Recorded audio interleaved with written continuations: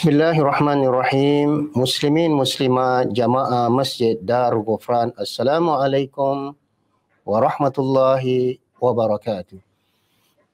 Alhamdulillah wa bihi nasta'inu ala umurid dunya wa din wassalatu wassalamu ala Rasulillah wa ala alihi wa ashabihi wa man tabi'ahu bi ihsan ila yaumiddin. Bismillahilladzi la yadurru ma ismihi syai'un fil ardi wa la fis sama'i wa huwas samiul alim. Na'udzu bikalimatillahi tammati min syarri ma khalaqa. Barakallahu lana fi Sya'ban faballighna Ramadan. Jemaah sekalian, alhamdulillah kita bersyukur kepada Allah Subhanahu wa taala. Kita hanya tinggal 10-11 hari lagi agar dapat pada bulan Sya'ban ini agar kita membuat persiapan muhasabah untuk memasuki gerbang Ramadan. Maka pada kuliah tafsir bertema episod yang ke-23 ini kita akan ambil gaya hidup sihat di bulan Ramadan. Sebelum kita memasuki gerbang Ramadan, jamaah sekalian rahimakumullah, ada 4 soalan yang ingin kita bertanya pada diri kita. Yang pertama, apakah persiapan ilmu dan kefahaman sebelum kita memasuki gerbang Ramadan?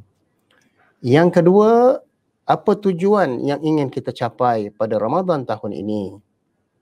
Yang ketiga, apa azam kita pada Ramadan tahun ini? Kita mengetahui bahawa ibadah Ramadan adalah perjalanan menuju ketakwaan dan menuju keihsanan. Dan kita kembali menjadi insan yang sejati. Dan kita harus bertanya kepada diri kita, mungkinkah Ramadan tahun ini yang terakhir buat kita? Maka itu, hendaklah kita melakukan yang terbaik untuk Ramadan tahun ini. Allah Subhanahu wa taala berfirman, a'udzu billahi minasyaitonir rajim. Ya ayyuhalladzina amanu kutiba alaikumus shiyam kama kutiba alal ladzina min qablikum la'allakum tattaqun. Wahai orang-orang yang beriman, telah diwajibkan atas kamu berpuasa sebagaimana diwajibkan atas orang-orang sebelum kamu supaya kamu menjadi orang yang bertakwa. Itulah di antara matlamat tujuan ibadah Ramadan, la'allakum tattaqun, supaya kamu menjadi orang yang bertakwa. Pada hari-hari terakhir bulan Sya'ban, Nabi akan naik ke atas mimbar dan berkhutbah kepada para sahabat sebagaimana riwayat Ibn Khuzaimah dari Salman Al-Farisi radhiyallahu an, yang Nabi sallallahu alaihi wasallam bersabda, ya ayuhan nas qad adhallakum syahrun azimun mubarakun fihi lailatun khairun min alfi syahr. Wahai manusia, sesungguhnya kamu akan dinaungi oleh satu bulan yang agung lagi penuh berkat, iaitu bulan yang terdapat padanya suatu malam yang lebih baik beribadah daripada 1000 bulan. Maka dengan datangnya bulan Ramadan, kita akan dilindungi dari segala perbuatan-perbuatan keji, lara dan sia-sia. Maka dari itu, segala hidup kita apabila masuknya bulan Ramadan, gaya hidup kita akan berubah daripada comfort zone ataupun zon selesa. Mulai malam Ramadan, kita akan bergegas untuk mengerjakan solat Isya dan Tarawih. Malamnya kita akan bersahur bersama ahli keluarga sehinggalah kita berbuka pada waktu maghrib. Salat berjemaah bersama keluarga, kemudian kita berkemas-kemas siap-siap untuk ke masjid jika diizinkan untuk salat Isya, Tarawih dan tilawatul Quran. Namun dalam keadaan pandemik ini, kita mempunyai cabaran untuk ke masjid. Namun kita boleh mengatur salat berjemaah Isya dan Tarawih bersama ahli keluarga. Hidupkanlah malam-malam Ramadanmu bersama ahli keluarga sehinggalah acara terakhir, yakni acara perdana pada malam Aidilfitri, yakni 29 ataupun 30 serta pagi hari raya insya-Allah. Maka begitulah tujuan dan matlamat berpuasa. Allah mengatakan la'allakum tattaqun, supaya kamu menjadi orang yang bertakwa. Maka sekali lagi kita bertanya pada diri kita, setelah 20 tahun, 30 tahun, 40 tahun, 50 tahun kita telah berpuasa, Adakah kita benar-benar menjadi orang yang bertakwa dan mukmin yang sejati? Sekali lagi Allah berfirman, fahuwa khairul lah wa antasumu khairul lakum in kuntum ta'lamun. Agar kamu berpuasa itu adalah lebih baik buat kamu jika kamu mengetahui hikmah, manfaat ibadah puasa itu. Seterusnya pada bulan Sya'ban ini Nabi banyak melakukan puasa-puasa sunnah. Bulan Sya'ban adalah bulan muhasabah dan pensucian diri, bukan bulan arwah. Sya'ban persiapan memasuki gerbang Ramadan. Maka dari itu kita hendak bermuhasabah. Sekiranya bagi siapa yang masih ada hutang puasa, hendaklah dia cepat-cepat segera membayar hutang-hutang puasanya. Dan kita mengetahui kita melipat gandakan amalan kita. Banyakkan berpuasa, qiyamul lail, tilawatul Quran sebagai persiapan memasuki gerbang Ramadan insya-Allah. Seperti yang ditegaskan oleh Nabi SAW dalam hadis riwayat Ibn Sunni, Abu Nuaim, dalam hadis yang lemah, Nabi SAW bersabda, sumu tasihhu. Berpuasalah kamu, nescaya kamu akan sehat. Dengan berpuasa akan diperolehi manfaat secara biopsikososial berupa sehat jasmani, rohani dan sosial insya-Allah. Sebab apabila sesuatu kaum itu kenyang perutnya, maka akan naiklah badannya, lalu akan lemahlah hatinya, fikirannya dan bermaharaja lelalah syahwatnya. Hadis Imam Bukhari. Maka dicadangkan makanan yang seimbang, kita berdiet, berpuasa sunat, puasa wajib, beribadah, sukan dan berjalan di bawah sinaran matahari. Bagaimana kita mengimbangi nafsu makan adalah dengan memakan makanan yang seimbang atau balanced food ketika kita berbuka dan bersahur. Kerana bulan Ramadan ini bukan pesta makan ataupun bulan mengidam. Tetapi kita melakukan berbuka sekadar apa yang perlu, bersahur apa yang perlu agar kita mempunyai kekuatan fizikal untuk menjalani ibadah puasa pada keesokan harinya. Berdiet pada dasarnya adalah menjaga pemakanan anda dengan mengambil makanan yang seimbang dan begitu juga makanan halalan thayyibah, bukan halal sahaja tetapi kualitinya, kebersihannya, kejituannya, dan begitu juga kesihatan makanan itu. Gaya hidup sihat, ini sebenarnya terdapat pada Madrasah Ramadan selama 1 bulan. Kerana waktu makan kita sangat teratur, yakni ketika kita berbuka dan begitu juga 15 minit, 20 minit sebelum subuh kita telah bersahur untuk memberi kekuatan kepada tubuh badan kita, fizikal kita apabila menjalani ibadah puasa pada keesokan harinya. Ketahuilah jamaah Masjid Darul Ghufran, puasa dapat membuat fikiran kita menjadi lebih tenang. Menurut sebuah penelitian kajian secara saintifik, ketika perut kita lapar, fikiran kita semakin aktif dan bekerja lebih cerdas, cerdik dan sebagainya. Rasa lapar ketika berpuasa merupakan masalah yang wajar. Itulah ujian kita dan itulah kita melakukan ibadah puasa ini kerana kita adalah orang yang beriman. Kerana Allah menyeru, ya ayyuhalladzina amanu kutiba alaikumusiyam. Oleh kerana kita cinta, kasih, beriman kepada Allah, kita sanggup melakukan apa sahaja perintah Allah dalam menjalani ibadah puasa selama 29 hari ataupun 1 bulan. Maka dengan kita berpuasa ini membuatkan pemikiran kita atau fikiran kita semakin cerdas, cergas dan lebih tajam dan lebih kreatif. Sebagaimana nasihat Luqmanul Hakim kepada anaknya. Dia mengatakan, ya bunayya, idza imtala'atil ma'ida namatil fikrah wa zalatil hikmah wa qa'adal abdanu 'anil ibadah.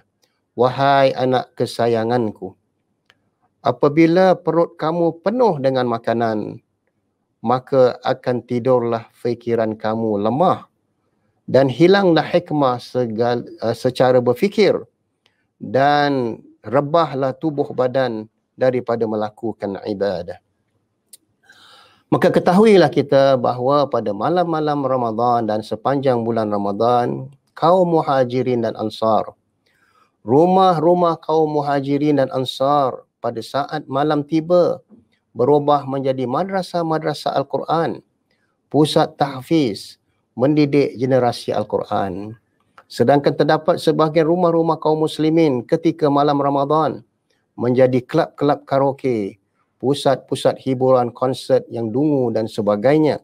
Seharusnya dalam bulan Ramadan kita melipat gandakan amalan kita, bukan disibukkan dengan perkara-perkara sia-sia dan tidak mendatangkan faedah.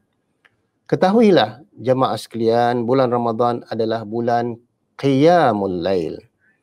Ketika kehilangan salat malam ataupun tarawih, hati kita semakin mengeras, air mata mengering dan iman kita mula lemah.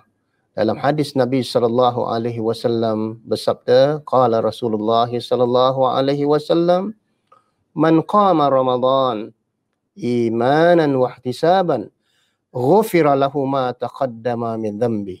Yang bermaksud barang siapa yang meramaikan, yang menghidupkan Ramadan di siang hari berpuasa, pada malam harinya dengan tilawah dan qiyamul lail, salat tarawih dan sebagainya, imanan, dengan penuh keimanan, bukan kerana adat ataupun musiman, kerana iman dan mengharap-harapkan keredaan Allah agar Allah menerima kita dan mengampunkan dosa-dosa kita, nescaya akan diampunkan dosanya yang telah lalu. Bukan mudah untuk kita membersihkan diri kita daripada dosa-dosa yang kita lakukan selama 11 bulan, setahun, melainkan hanya mendapat keredaan Allah dan Allah terima kita dengan belas kasihannya dan mengampunkan dosa-dosa kita yang telah lalu. Amin ya rabbal alamin. Maka di antara sesuatu suasana yang sangat syahdu dan sangat keberkatan, Nabi SAW bersabda, fatasahharu fa inna fis sahuri barakah. Bersahurlah kamu kerana bersahur itu suatu keberkatan. Maka janganlah kamu meninggalkan sahur walaupun hanya dengan seteguk air. Kerana sesungguhnya Allah dan malaikatnya berselawat atas orang-orang yang bersahur. Hadis riwayat Imam Ahmad.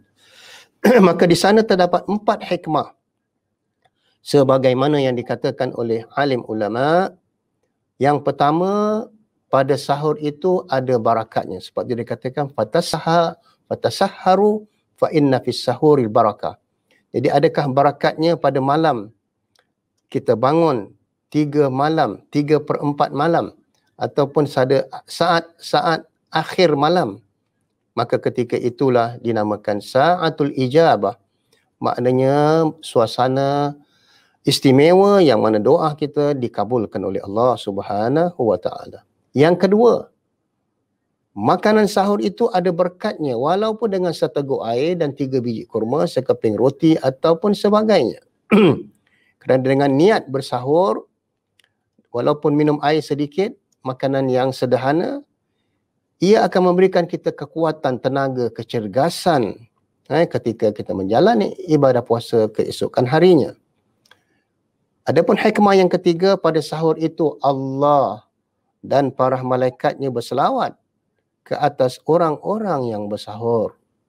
Hikmah yang keempat, pada suasana yang hening terdapat satu pertawatan hati ataupun dikatakan family bonding di antara ahli keluarga dan quality time.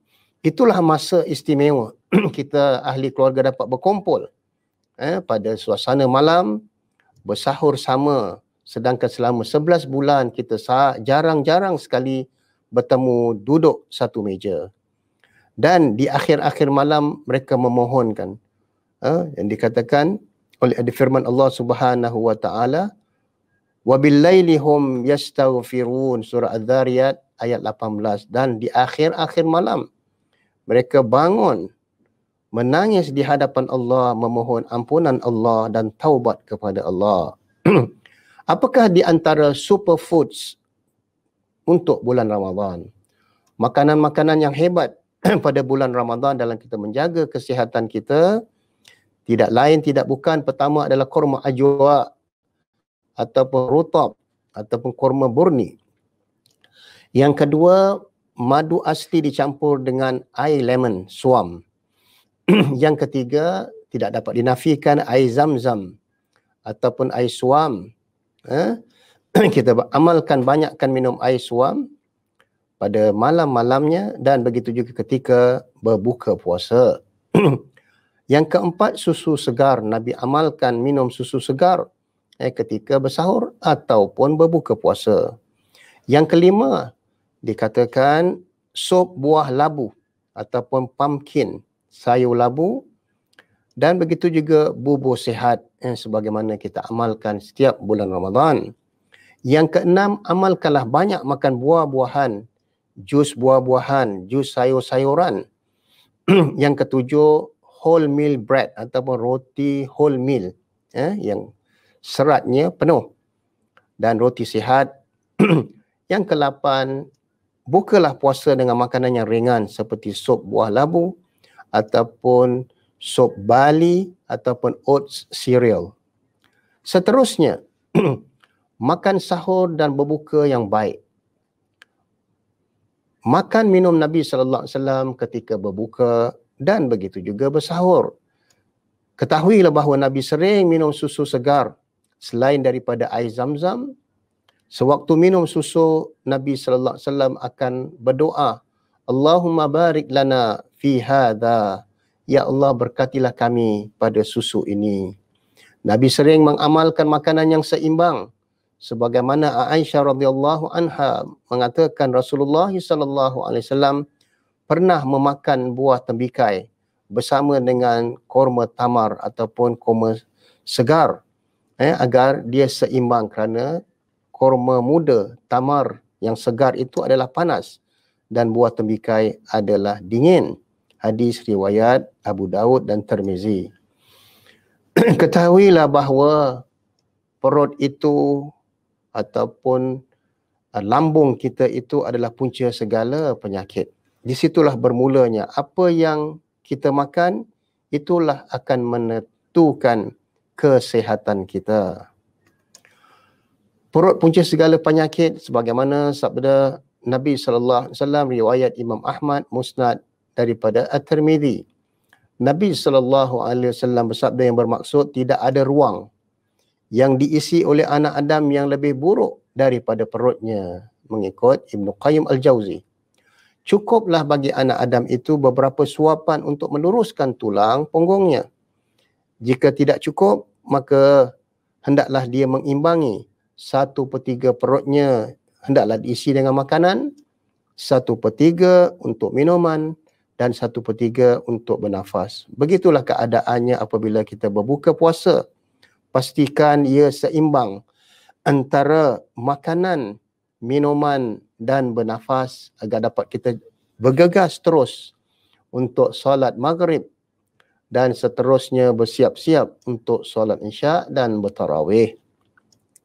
Hadis daripada Abu Ya'la dari Anas radhiyallahu anhu adalah Rasulullah sallallahu alaihi wasallam suka berbuka puasa dengan 3 biji kurma atau sesuatu yang tidak dimasak dengan api, maknanya makanan yang tak dimasak, roti ke ataupun apa-apa sahaja yang tak dimasak seperti buah-buahan, bolehlah kita makan mengikut dalam kitab Nailul Autar jilid yang keempat muka surat 301. Dalam hadis sahih Bukhari dan Muslim, Nabi sallallahu alaihi wasallam bersabda yang bermaksud, sesiapa yang memakan 7 biji kurma ajwa daripada daerah Aliyah Madinah Munawwarah, ketika dia bangun tidur, maka tidak akan ada racun ataupun sihir yang akan mencelakakannya atau membahayakannya pada hari itu. Hadis Imam Sahih Bukhari dan Muslim. Dan seterusnya, mengapa kurma? mengapa tidak buah-buah lain? Memang di antara buah-buah yang paling tingkatan yang tinggi antara 100 buah-buahan adalah kurma. Dan kurma bukan hanya buah-buahan sahaja, bahkan ia merupakan makanan yang sihat.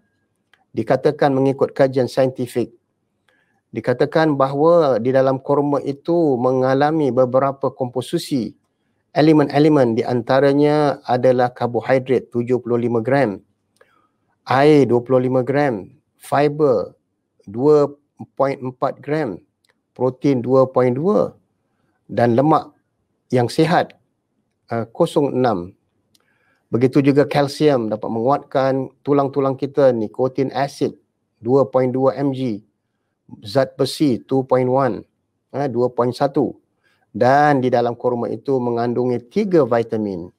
Vitamin A, vitamin B dan vitamin B2. Sebab itu sangat-sangat digalakkan apabila kita berbuka puasa dengan kurma, kerana ia boleh memberi tenaga yang segera dalam masa 5-10 minit. Dan dikatakan dried dates strengthen the liver, relax the bowel, increase semen production. Bahawa kurma kering itu boleh menguatkan hati kita dan mengenduhkan perut kita dan meningkatkan yakni sperma, produksi sperma, baik untuk kaum lelaki. Dates give immunity against cancer because they contain magnesium. Bahawa kurma adalah daya tahan mencegah daripada penyakit kanser kerana ia mengandungi magnesium, maknanya mineral magnesium. Anas bin Malik mengatakan bahawa Rasulullah SAW akan memegang buah kurma segar di tangan kanannya dan sepotong semangka pada tangan kirinya, dan ia merupakan buah-buahan yang sangat disukai oleh Nabi SAW. Dan dikatakan kurma kering adalah nutrisi buah-buahan yang paling sihat. Mengikut satu kajian bahawa kurma ajwa daripada Madinah kawasan Aliyah, kajian secara saintifik dikatakan ajwa dates from Madinah useful in the prevention of disease like cancer, insya-Allah. King Saud University telah menerokai dan discover the health benefits of ajwa dates. A new research says it has found evidence that ajwa's dates from Medina contains active elements useful in prevention of disease like cancer, insya-Allah. The research was carried out in Riyadh-based King Saud University to discover the health benefits of ajwa dates, which resulted in finding that the fruits has anti-inflammatory properties similar to commercial available drugs. The study found that the inhibition rate in ajwa was equal to existing commercial antioxidant products available in the market. Jadi kajian ini telah mendapati bahawa kadar tenaga yang terdapat pada ajwa adalah mengimbangi dengan antioksidan dari sudut produk-produk komersial yang terdapat di pasaran. The research was published in 61 issue of the US-based Journal for Agriculture and Food Chemistry at Kingdom Saudi University. Officials said that the official said that Professor Morali Daran, head of the Natural Materials Laboratory at University of Michigan, conducted research in collaboration with King Saud University Date Palm Research Teams. Jadi itulah di antaranya kajian-kajian yang telah dilakukan kedua-dua universiti itu, dan dikatakan bahawa yang terdapat antioksidan dan begitu juga anti peradangan, manfaat. Dikatakan gula ataupun fructose yang terdapat pada kurma ajwa yang mempunyai berbagai-bagai manfaat bagi orang yang mengalami ataupun penderita diabetes type 2 tadi. Jadi bererti bahawa penderita diabetes boleh memakan buah kurma kerana kandungan gulanya dia bukan sukros tetapi dia adalah fructose, mana gula-gula sihat. Jadi memadailah kalau kita makan kurma ajwa itu 3 biji, 5 biji ataupun 7 biji. Kalau sekiranya kurma itu besar, memadailah 3 biji. Dan bagi mereka yang mengalami penderita diabetes itu, boleh juga diikhtiarkan sebelum dia nak makan buah kurma itu direndam setengah jam dalam air, kemudian barulah dia makan untuk mengurangi kadar gula. Kurma boleh membantu kurangkan berat badan ataupun slimming body. Kerana kurma mempunyai kandungan lemak yang sihat, yang rendah. Kurma juga dianggap sebagai obat remedy untuk anemia. Yang bagi orang yang sukar tidur kerana mengandungi kadar ratio besi yang tinggi ataupun zat besi yang tinggi. Kurma dapat memberi kekebalan ataupun immune system terhadap penyakit kanser dengan izin Allah kerana mengandungi mineral magnesium. The juice of fresh dates is a diuretic. Bahawa kurma segar itu boleh membantu. Diuretik ini maknanya melancarkan perjalanan air kencing. Due to the actions of sugars ataupun dikatakan fructose. Fructose adalah gula sihat yang terdapat pada buah kurma yang ada padanya. Seterusnya dikatakan they strengthen the auditory nerves so that they are good for the elderly. Maknanya kurma mempunyai satu kekuatan perjalanan urat-urat kita di saluran jantung dan ia baik untuk warga emas. Kurma juga dapat menguatkan penglihatan, dapat maintain moisture pada mata kerana mata kita ni memerlukan moisture, pembasahan. Kerana kurma mengandungi vitamin A yang dapat melawan rabun mata mengikut kajian. Kurma mengandungi vitamin A, B1 dan B2 di mana ia dapat mengeluarkan saluran pembuluh darah kita yang menjadi punca penyakit serangan jantung. Kurma juga dapat mengurangkan aktiviti thyroid dan disebabkan ia terdapat phosphorus cells brain dengan syarat kalau kita makan kurma jenis yang baik, bukan kurma yang kering. Kerana banyaknya makan kurma kering akan mengakibatkan peradangan. Begitu juga seterusnya selain daripada kurma, kita mengamalkan minum air zam-zam jika boleh dapat. Kerana mengikut riwayat Imam Bukhari dan Muslim daripada Abu Dhar, ketika beliau duduk di Mekah selama 40 hari 40 malam tanpa makanan sedikit pun, maka lalu Nabi SAW berkata kepadanya, sesungguhnya air zam-zam itu adalah makanan bagi orang yang lapar dan riwayat selain Muslim juga dikatakan obat bagi segala macam penyakit. Imam Ibn Majah meriwayatkan daripada Jabir ibn Abdullah mengatakan sabda Nabi SAW, ma'u zam-zam lima syuribalah, air zam-zam itu mengikut niat seseorang itu akan mendapat manfaat daripadanya. Dan sekali lagi saya mengulangi, amalkanlah ketika berbuka dan sahur dengan pertama kurma ajwa ataupun rutab, madu asli campuran air lemon, yang ketiga air zam-zam ataupun air suam, susu segar, sup buah labu ataupun bubur sihat, buah-buahan dan begitu juga jus sayur-sayuran yang beraneka warna, roti wholemeal maknanya tepung yang penuh, roti sihat dan akhir sekali barley dan oat cereal. Mudah-mudahan kita dapat mengamalkan gaya hidup sihat dengan pemakanan yang sihat, dengan mengerjakan solat isya, tarawih dan begitu juga solat malam, nescaya kita akan menjadi manusia yang paling sihat. Kemudian di siang harinya kita mengamalkan jalan kaki di bawah sinaran matahari untuk memberikan kita tenaga. Mudah-mudahan kita dapat mengamalkan gaya hidup sihat selama sepanjang Ramadan tahun ini. Amin ya rabbal alamin.